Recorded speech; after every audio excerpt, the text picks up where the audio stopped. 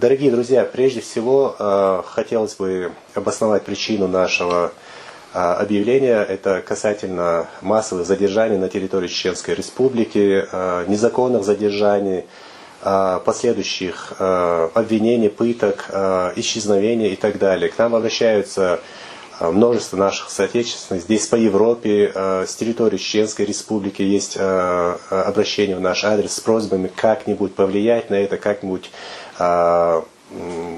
протестовать этому событию. И после этого, после некоторых переговоров с нашими знакомыми из нашей диаспоры, также с представителями других ассоциаций, мы пришли к выводу, что будет проведена массовая акция, митинг в городе Страсбург напротив Совета Европы. И мы от нашей ассоциации, Ассамблеи чеченцев Европы, тоже согласились принять в этом участие. Этот митинг будет запуском протестного движения Chechen Lives Matters, подобно тому, которое было в Америке. Там будут затронуты 4 темы. Первое – это массовое задержание на территории Чеченской Республики, в последующем исчезновение и издевательство над ними.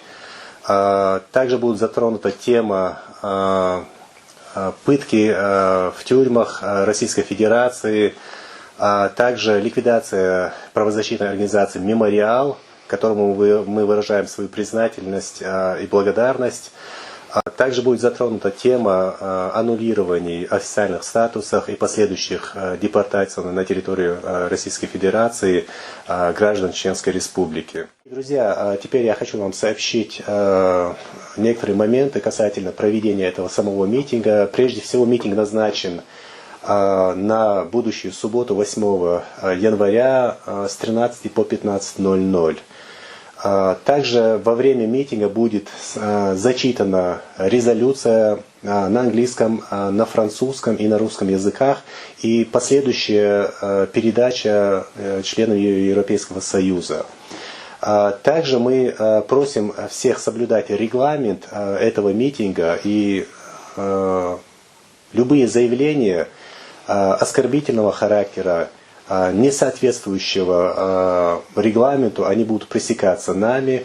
Да. И также мы просим всех соблюдать безопасность во время всего митинга. Также у нас будут члены нашей безопасной группы, они будут следить за порядком и за возможными провокациями.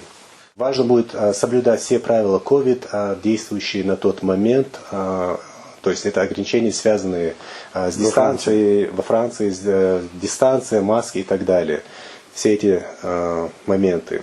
Также мы призываем всех журналистов, всех деятелей средств массовой информации посетить наш митинг и дать этому возможный резонанс. Заранее хочу поблагодарить всех, кто сможет принять в этом участие и содействовать в этой акции. Всем огромное спасибо. Ассаламу алейкум ва рахматуллахи ва баракатуху.